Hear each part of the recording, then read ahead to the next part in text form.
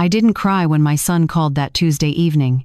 I remember that clearly because I'd made a promise to myself years ago, after my husband died, that I wouldn't waste tears on things I couldn't control. But when Robert's voice came through the phone, tight and rehearsed like he'd practiced the words, I knew something had shifted in a way that couldn't be undone. "Mom, we need to talk about the wedding." I was folding laundry in the guest room of my Atlanta townhouse. The late September sun was coming through the window, and I could hear Mrs. Patterson next door running her lawnmower even though it was almost 7 o'clock. I set down the towel I was holding. "Of course, sweetheart. What's on your mind?" There was a pause. In that pause, I heard everything I needed to know. It was the same kind of silence that had preceded every difficult conversation we'd had since he was 16. The silence before he told me he'd wrecked the car I'd scrimped to buy him. The silence before he admitted he'd failed 2 classes senior year. The silence that meant he wanted something from me, or he was about to take something away. "Vanessa and I have been talking, and we think it's best if the wedding is more intimate. Just immediate family and very close friends." "I understand," I said. And I did understand, actually. I understood exactly what was happening. I'd seen it coming for months, ever since Robert introduced me to Vanessa Chen at that overpriced restaurant in Buckhead, where she'd looked at my Kohl's blouse with the kind of smile that didn't reach her eyes. "The thing is," Robert continued, and his voice got even tighter, "Vanessa's family is very traditional. Her parents are contributing significantly, and they have some expectations about the guest list, about the whole event." Really, I sat down on the edge of the guest bed. Through the window, I could see the maple tree in the backyard, the one my husband had planted when we first bought this house 32 years ago. Its leaves were just starting to turn. "What kind of expectations?" I asked, though I already knew. They want it to be very elegant, very refined. And Vanessa thinks, "Mom, she's worried that some of our family might not quite fit the tone they're going for. She's worried about the optics." Optics. That word. I'd heard Vanessa use it at that restaurant dinner. "We need to think about the optics of where Robert works, Mrs. Patterson. Image is everything in private equity." That's what she did, apparently. Made companies look good on paper before they got sold. Made things appear more valuable than they were. "I see," I said. "And which family members don't fit the optics?" Another pause. Longer this time. "Mom, please don't make this harder than it already is." "I'm not making anything hard, Robert. I'm asking a simple question. Vanessa thinks it would be better if you didn't attend." I didn't cry. I'd promised myself I wouldn't cry. But I did close my eyes for a moment. And in that moment, I saw everything I'd given this boy. Every single thing. I saw myself at 28, newly widowed with 2 small children, standing in the Social Security office filling out survivor benefit paperwork. I saw myself working double shifts at Piedmont Hospital, coming home at midnight to find my daughter, Sarah, just 12 years old, already asleep on the couch with her homework still spread out on the coffee table because she'd tried to wait up for me. I saw myself at Robert's Little League games, still in my scrubs because I'd come straight from work. I saw the scholarship applications I'd filled out for him, the recommendation letters I'd begged professors to write, the student loan co-signatures I'd put my name on even though I was terrified of the debt. I saw the check I'd written last year, $42,000 from my retirement account, when Robert said he needed money for the down payment on his condo in Midtown. That condo where he now lived with Vanessa, in a building with a doorman and floor-to-ceiling windows overlooking Piedmont Park. I saw all of it in that moment, and then I opened my eyes and looked at the laundry basket, at the guest room that Robert hadn't slept in since he moved out 6 years ago, at the water stain on the ceiling I still hadn't fixed because the quote from the contractor was $800, and that was almost a week's worth of groceries. "Why?" I asked quietly. "Mom, please." "No, Robert. Tell me why. Tell me exactly what Vanessa said about me that makes me unsuitable for your wedding." He sighed. I heard him sigh, and I hated that sigh. It was the sigh of a child who thinks his mother is being unreasonable, who doesn't understand that some questions deserve answers. She thinks you're too emotional, too dramatic. She's worried you'll make a scene or say something inappropriate. And honestly, Mom, you have been kind of intense lately. The way you acted at her parents' dinner party, asking all those questions about their business. It was embarrassing. I had asked questions at that dinner party. I'd asked Mr. Chen about his commercial real estate company, about how he'd built it from nothing when he immigrated from Taiwan 40 years ago. I'd asked Mrs. Chen about her work with the Asian American Community Center. I'd thought I was being polite, showing interest. Apparently, I'd been too loud, too enthusiastic, too much. "I understand," I said again. "You do?" "Yes, I understand perfectly. So you're okay with this?" Because Vanessa was really worried about how you'd react. She thought you might get upset. I looked at my hands. They were shaking slightly, but my voice was steady when I spoke. "Robert, I want you to listen to me very carefully. I am not okay with this. I will never be okay with this, but I understand that you've made your choice. And I respect that you're an adult who can make his own decisions, even terrible ones." "Mom, I'm not finished. You asked if I understand, and I do. I understand that you value Vanessa's opinion more than you value 31 years of me being your mother. I understand that the money I gave you for that condo, the money I should have used to fix the roof on this house, meant less to you than impressing your fiancé's parents. And I understand that when you look at me, you don't see the woman who raised you alone after your father died. You see someone who embarrasses you. That's not fair. No, Robert. It's not fair. None of this is fair. But I understand it anyway." I hung up before he could respond. Then I sat there on the guest bed, with the laundry basket at my feet and the sound of Mrs. Patterson's lawnmower outside, and I didn't cry. I didn't cry the next day either, when Sarah called from her apartment in Decatur. "Mom, I just talked to Robert. Is it true?" Sarah was my daughter, my firstborn. She was 29, 2 years older than Robert, and she worked as a middle school teacher. She made $38,000 a year and drove a Honda Civic with 160,000 miles on it. She'd put herself through college on scholarships and student loans while working 3 part-time jobs. I'd offered to help her the same way I'd helped Robert. But she'd said no. "Save it for retirement, Mom. You've done enough." "It's true," I told her. "I can't believe him. I literally cannot believe Robert would do this to you. He's in love. Honey. People make foolish choices when they're in love. This isn't a foolish choice. This is cruel. This is Vanessa being a horrible person, and Robert being too weak to stand up to her." I didn't disagree, but I didn't say so. Instead, I asked Sarah about her week, about her students, about whether she was still seeing that nice man from her running group. We talked for 45 minutes, and in that entire conversation, she didn't once mention herself. That was Sarah, always thinking about everyone else. After we hung up, I sat at my kitchen table with a cup of tea. I didn't drink, and I thought about fairness, about how I'd raised 2 children, given them the same love, the same opportunities as much as I could afford them. But somewhere along the way, Robert had learned to take, and Sarah had learned to give. I couldn't remember teaching them those lessons, but they'd learned them anyway. The wedding was 6 weeks away. I knew this because the save the date had arrived 4 months earlier, back when I was still invited. It was scheduled for November 10th at the Cherokee Town Club, one of those old-money Atlanta venues where the waitstaff wore white gloves and the membership list hadn't changed much since 1955. I'd looked up the rental cost once, just out of curiosity. $15,000, not including catering. I spent those 6 weeks quietly. I went to work at the hospital, came home, made dinner, watched television. I didn't call Robert. He didn't call me. Sarah called twice a week, like always, and each time she asked if I'd heard from him. No, I'd tell her. But that's okay.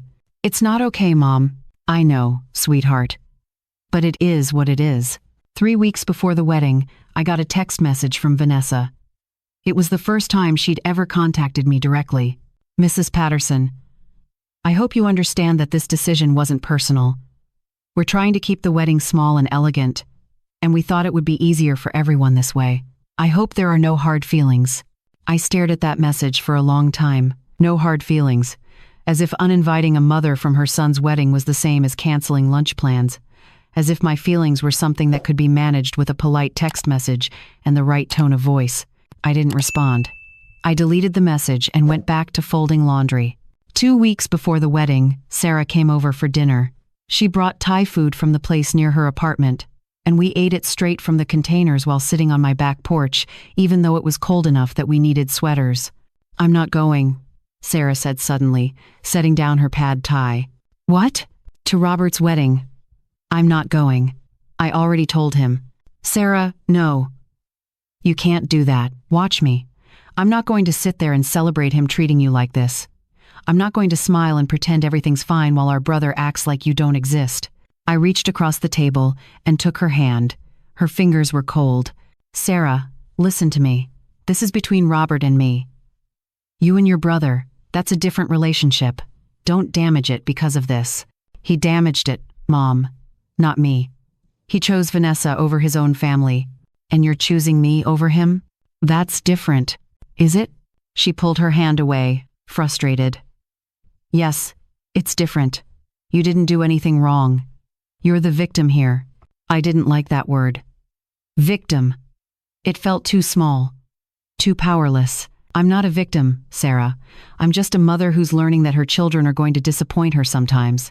Just like I probably disappointed my mother sometimes. That's how life works. This isn't normal disappointment, Mom. This is Robert being a complete—" "Sarah," she stopped, took a breath. When she spoke again, her voice was softer. "I just hate seeing you hurt. I know. But I need you to go to that wedding. I need you to be there for your brother, even if he doesn't deserve it right now. Because one day he's going to wake up and realize what he did. And when that happens, I want him to still have a sister. Okay?" She didn't agree. Not out loud. But she nodded, and I knew she'd go. The night before the wedding, I couldn't sleep. I lay in bed, thinking about all the weddings I'd attended over the years. My cousin Deborah's wedding in 1989, where the bride wore her mother's dress, and the reception was in the church basement with homemade cake and a DJ who played nothing but Motown. My coworker Linda's daughter's wedding at the Botanical Garden, where it rained halfway through the ceremony and everyone laughed and ran inside. My husband's sister's wedding, just a few months before my own, where I'd caught the bouquet and felt like the luckiest woman alive. I'd imagined Robert's wedding so many times. I'd imagined walking him down the aisle, both of us maybe, me and whoever he loved, because his father wasn't here to do it. I'd imagined dancing with him, the way we danced at Sarah's graduation party, him stepping on my feet and laughing about it. I'd imagined giving a toast, telling embarrassing stories about his childhood, watching him roll his eyes while everyone else laughed.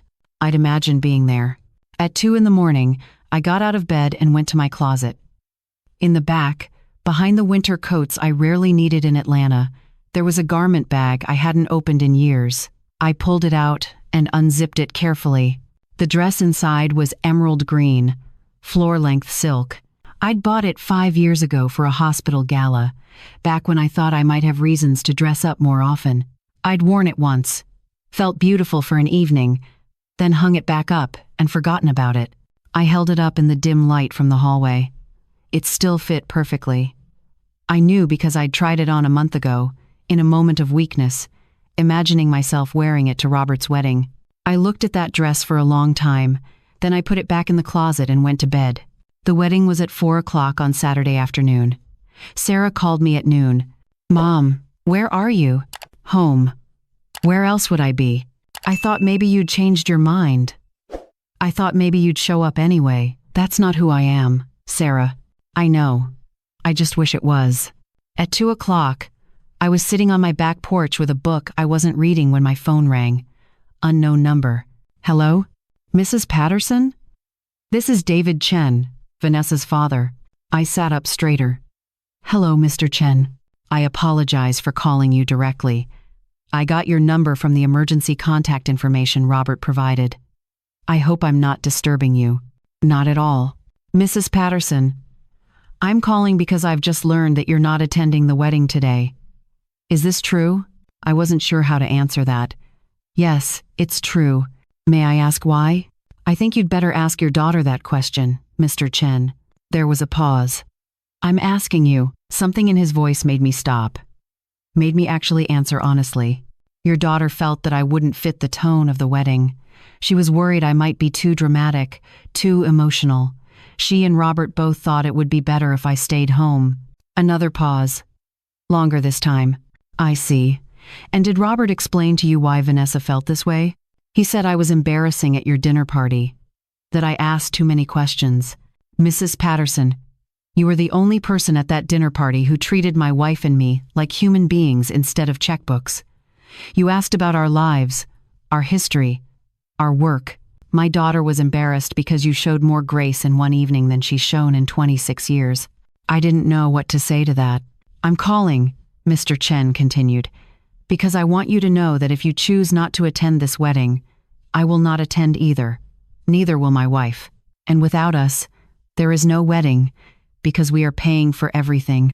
Mr. Chen, I appreciate that, but I'm not finished. I came to this country with nothing. I built my business from nothing.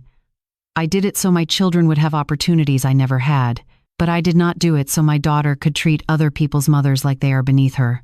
This is not who I raised her to be. She's nervous, I heard myself saying. Weddings are stressful. People say things they don't mean. Do you believe that? No, I admitted. No, I don't. Neither do I. So I will ask you one more time, Mrs. Patterson. Will you be attending your son's wedding today? I looked out at my backyard, at the maple tree my husband had planted, at the fence that needed painting, at the life I'd built here, small and quiet and mine. Yes, I said. Yes, I think I will. I wore the green dress. I did my makeup carefully, took my time with my hair. I put on the pearl earrings my mother had given me when I turned 40, the ones I saved for special occasions. I looked at myself in the mirror and thought, I look like someone's mother, someone who matters. The Cherokee Town Club was everything I'd imagined. White columns, perfectly manicured lawn, valet parking. I gave my keys to a young man in a burgundy vest and walked through the front door like I belonged there. Because I did belong there. I was the groom's mother. The ceremony was in the garden, under a white tent, strung with lights even though it was still daylight. I could hear string music, see people in formal wear gathering in clusters. I walked toward them slowly, my heels sinking slightly into the grass. I saw Vanessa first. She was standing near the entrance to the tent, talking to someone I didn't recognize. She was beautiful, I had to admit. Her dress was probably worth more than my car. Her hair was perfect. She looked like she'd stepped out of a magazine. Then she saw me. The color drained from her face so fast I thought she might faint. Her mouth opened, closed, opened again. She looked like a fish. "What are you doing here?" she hissed, leaving whoever she'd been talking to and rushing over to me. "You can't be here. Robert specifically told you." "Robert is my son," I said calmly. "This is his wedding. I'm his mother. Where else would I be? You need to leave. Right now. Before anyone sees you." "I think quite a few people have already seen me, Vanessa. Mrs. Patterson." Her voice was shaking now, furious. "If you don't leave immediately, I will call security. You'll do no such thing." That voice came from behind me. I turned to see Mr. and Mrs. Chen walking up the path, both dressed impeccably. Mr. Chen's expression was thunderous. "Father, I can't explain. No explanation needed. I know exactly what you did. What you asked Robert to do. And I'm ashamed to call you my daughter right now. But Mother said, your mother agrees with me completely. Don't you, Elizabeth?" Mrs. Chen looked at Vanessa with an expression I'd seen on my own face 100 times. Disappointment so deep, it had its own weight. "When I was your age," Mrs. Chen said quietly, "my mother-in-law treated me like I was nothing, like I wasn't good enough for her son. Do you know what that felt like, Vanessa?" "Mother, this is different. It's exactly the same. And I promised myself I would never do that to someone else's daughter. That I would never be that kind of mother-in-law. But apparently, I raised a daughter who would be that kind of daughter-in-law. I was trying to protect our family's image. By insulting this woman? This woman who raised Robert alone after his father died? This woman who gave up everything to make sure her son had opportunities? What image do you think that protects, Vanessa?" I watched Vanessa's face cycle through emotions. Anger, shame, defiance, fear. Finally, she settled on fury. Fine. Fine. She can stay. But don't blame me when she ruins everything. She stalked off toward the tent, her perfect dress swishing behind her. Mr. Chen turned to me. Mrs. Patterson, I apologize on behalf of my family. There's no need. There's every need. Please, come. Let me introduce you to some of our friends. They've been asking about the groom's family. For the next 30 minutes, I was passed around like precious cargo. Mr. and Mrs. Chen introduced me to what seemed like half of Atlanta's Chinese-American community. Business owners, doctors, lawyers, all of them warm and gracious. All of them interested in my stories about Robert, about raising 2 children alone, about my work at the hospital. I saw Sarah arrive, her eyes going wide when she spotted me. She rushed over. Mom! You came! I changed my mind. I'm so glad. She hugged me tight, and I could feel her relief like a physical thing. Where's your brother? Getting ready with the groomsmen, I think. Mom, does he know you're here? Not yet. He's going to lose his mind. Probably. The ceremony started at 4:30. I sat in the second row, right behind Mr. and Mrs. Chen. Sarah sat next to me, holding my hand. When the wedding party started walking down the aisle, I saw Robert's best man, then the groomsmen, then Robert himself. He looked handsome in his tuxedo. He looked like his father had looked on our wedding day, nervous and hopeful and young. He was scanning the crowd, smiling at people, and then his eyes landed on me. He stopped walking, just stopped, right there in the middle of the aisle. His face went through the same cycle Vanessa's had. Shock, confusion, something that might have been shame. The music kept playing. People started to notice something was wrong. I saw Vanessa at the entrance to the tent, white-faced again, looking between Robert and me. I smiled at my son. I smiled like my heart wasn't breaking.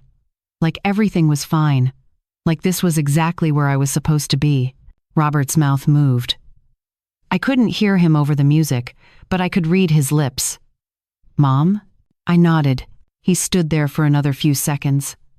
Then, slowly, he started walking again, down the aisle, to the altar, where he turned and waited for his bride with tears running down his face. The ceremony was beautiful. The reception was beautiful. Everything was exactly as elegant and refined as Vanessa had wanted. I danced with Mr. Chen. I talked with guests. I watched Robert and Vanessa cut their cake, their first dance, all the traditional moments. Robert didn't speak to me. Every time our eyes met across the room, he looked away. At 9 o'clock, I told Sarah I was leaving. Already? I'm tired, honey. It's been a long day. Let me walk you out. We went through the lobby together, past all the beautiful people in their beautiful clothes. Outside, the valet brought my car around. Sarah hugged me before I got in. I'm proud of you, Mom. For what? For showing up. For being the bigger person. For being you. I kissed her forehead. Go back inside. Have fun. It's a party. I drove home slowly, through the Atlanta night. When I got to my townhouse, I kicked off my heels in the hallway, hung up the green dress, and changed into my pajamas. Then I made myself a cup of tea and sat on the back porch even though it was cold. My phone buzzed. Text message from Robert. We need to talk. I looked at those words for a long time. Then I turned off my phone and went to bed. He showed up at my house at 10 o'clock the next morning. I was still in my bathrobe, drinking coffee and reading the newspaper. When I opened the door, he looked like he hadn't slept. Can I come in? I stepped aside. We sat at my kitchen table. The same table where we'd eaten breakfast together for 18 years. The same table where I'd helped him with homework, where we'd celebrated his acceptance to Georgia Tech, where I'd signed the loan paperwork for his condo. I don't know what to say, he started. Then don't say anything. Mom, I'm sorry. I'm so sorry. I should never have let Vanessa.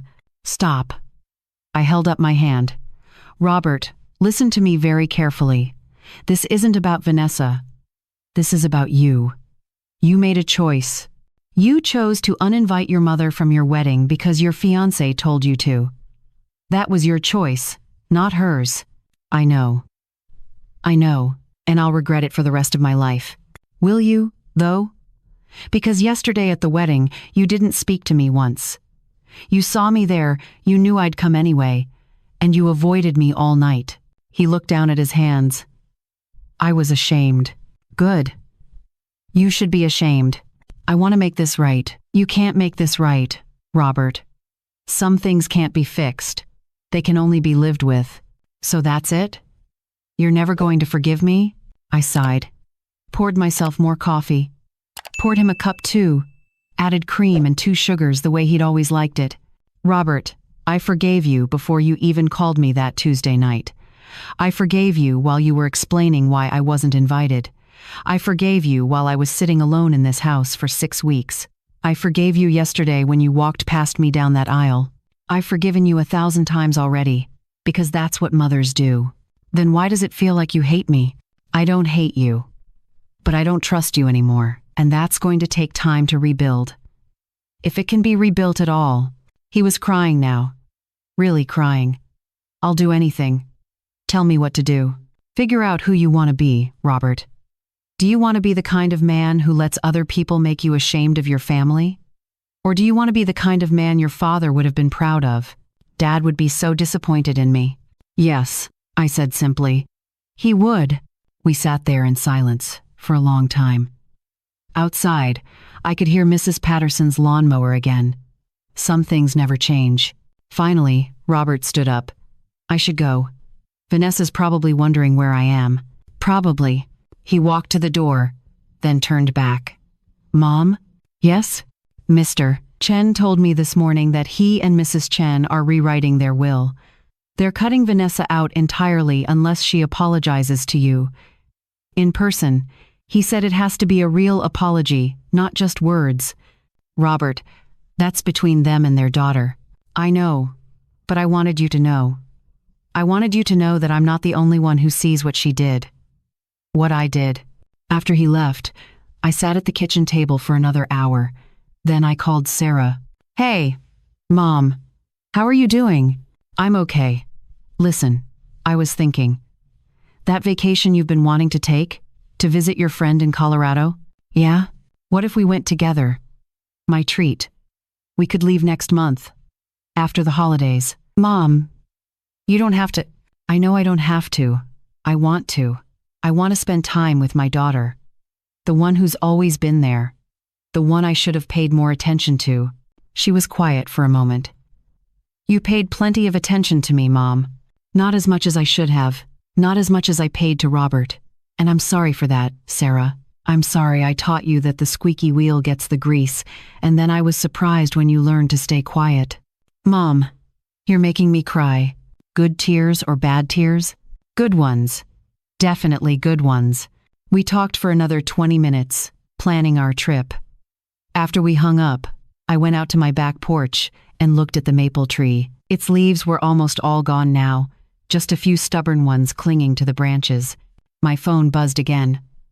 Another text from Robert. Vanessa wants to come talk to you. Is that okay? I thought about it.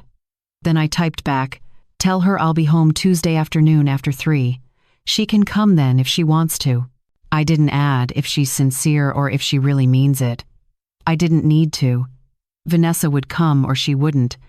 She'd apologize or she wouldn't.